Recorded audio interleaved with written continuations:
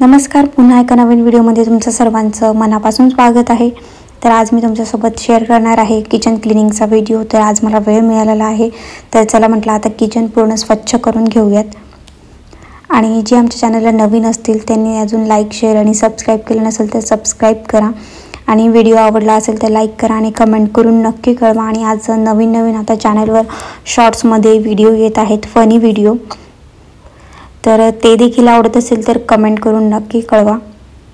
आणि ते व्हिडिओ आता दररोज फनी व्हिडिओ चॅनलवर नवीन येतच असणार आहेत, ते देखील बघा। आणि त्या डेली रूटीनचे व्लॉग देखील मी शेअर करत असणार आहे। तर चला, तर म्हटलं आता पटपट भांडे वगैरे मी आता आवरून घेत आहे इथे। आणि आज डाळ भात वगैरे सगळं पंचपक्वान्न होते स्वयंपाकाला, त्याच्यामुळे भांडे जरा जास्तच जमा झाली होती। आणि मी भांडे खूप जास्त जमा करत असते, कारण की काही जरी थोडं खराब असलं तरी ते लगेच मी धुवायला घेत असते, त्यामुळे भांडे माझ्याकडून खूप जास्त जमा होतात। तर तेच घासायला जरा अवघड जातं। तर चला म्हटलं आता पहिल्या ते भांडे कधी आवरून होतील हेच मोठं संकट असतं। तर पटपट ते आता धुवून घेतल्याशिवाय किचन मला स्वच्छ करता येणार नाही। तर चला म्हटलं आता भांडेच पहिले आवरून घेते आणि त्यानंतर किचन स्वच्छ करायला घेते। तर स्वच्छ किचन हे कोणाला आवडत नाही, हे सगळ्यांनाच आवडतं, कारण की किचन हे स्वच्छ असेल तर आपल्याला स्वयंपाक करायचा देखील इच्छा होते आणि स्वयंपाक देखील खूप छान बनतो। आणि किचन जर स्वच्छ असलं ना तर आपल्याला देखील मनाला देखील खूप प्रसन्न वाटत असतं स्वयंपाक करताना, आणि तो खूप रुचकर आणि चविष्ट देखील होत असतो। आणि काही लेडीज असतील जे दररोज खूप वेळा किचन स्वच्छ करत असतील, तर तसं माझं जमत नाही। मी दररोज फक्त किचन असं पुसून घेत असते ओल्या कापडाने, आणि वीकली बेसिसवर मी त्याला स्वच्छ करत असते किचनला। तर आता सगळं मी घासून घेत आहे, कारण की तेलाचे डाग देखील पडलेले असतात ओट्यावर, ते देखील मी आता घासून घेते। घासल्यावर ते डागच निघतात, कारण पुसल्यावर ते निघत नाहीत। आणि तेलाची बरणी वगैरे आपण सतत स्वयंपाक करताना यूज करत असतो, त्यामुळे देखील तिथे सगळं तेल वगैरे थोडंफार तर उडतंच, आणि ते उडणारच आहे, कारण की आपण स्वयंपाक करताना घाई गडबडीत ह्या सगळ्या वस्तू होतच असतात। आणि ते टाईल वगैरे ते सगळं देखील मी आता घासून घेतलेलं आहे, कारण की तिथे देखील स्वयंपाक करताना फोडणी देताना आणि माझ्याकडनं फोडणी देताना तर तेल तर उडतं। तर ते देखील मी आता स्वच्छ वगैरे सगळं करून घेत आहे। तर तुम्ही देखील किचन कशा प्रकारे स्वच्छ करतात कमेंट करून नक्की कळवा।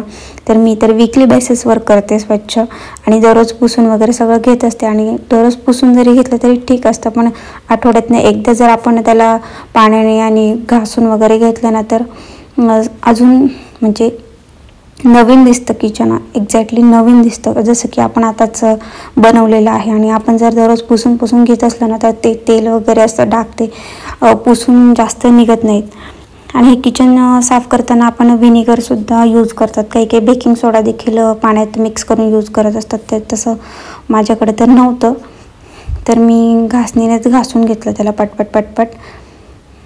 आता इथं मी कोरड्या फडक्याने देखील सगळं किचन पुसून घेत आहे, कारण की ते ओलं साबणाचे डाग वगैरे राहतात, तर त्यामुळे मी ते पूर्ण पुसून घेत होते कोरड्या याच्याने। आता पूर्ण कोरडं करून घेते किचन। आणि किचनमध्ये एक गोष्ट अशी झाली आहे की गॅस हा खूप मोठा घेतला आहे, तो छोटा घ्यायला हवा होता, पण हा 4 बर्नरचा घ्यायचा होता, म्हणून तो मोठा साईजचा घेतला गेलेला आहे, कारण की त्याच्यामुळे स्पेस जाते। पण इट्स ओके, जर स्वयंपाक ऑफिसला जायची घाई असली तर स्वयंपाक असला तर पटपट डाळ भात चपाती भाजी हे आरामशीर 45 ते 1 आवरमध्ये सगळं होऊन जातं। तर इथं सगळं किचन वगैरे क्लीन करून झालं आहे, तुम्ही बघू शकता की खूप छान प्रकारे क्लीन झालेलं आहे। आणि किचन क्लीन झाल्यावर मला देखील खूप छान वाटलं, पण वेळ लागतो आणि मेहनत देखील खूप करावी लागते काही गोष्टी करायच्या असल्या तर क्लिनिंगला।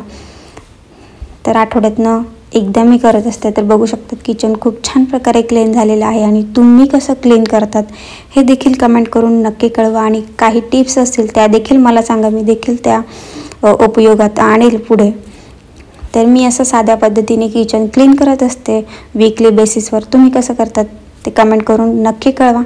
आणि पुन्हा भेटूयात अशाच एका नवीन व्हिडिओमध्ये, आणि अजून काय नवीन व्हिडिओ तुम्हाला बघायला आवडतील ते देखील कमेंट सेक्शनमध्ये सांगा। तर पुन्हा भेटूयात अशाच एका नवीन व्हिडिओमध्ये, तोपर्यंत मस्त राहा, आनंदित राहा आणि मजेत राहा।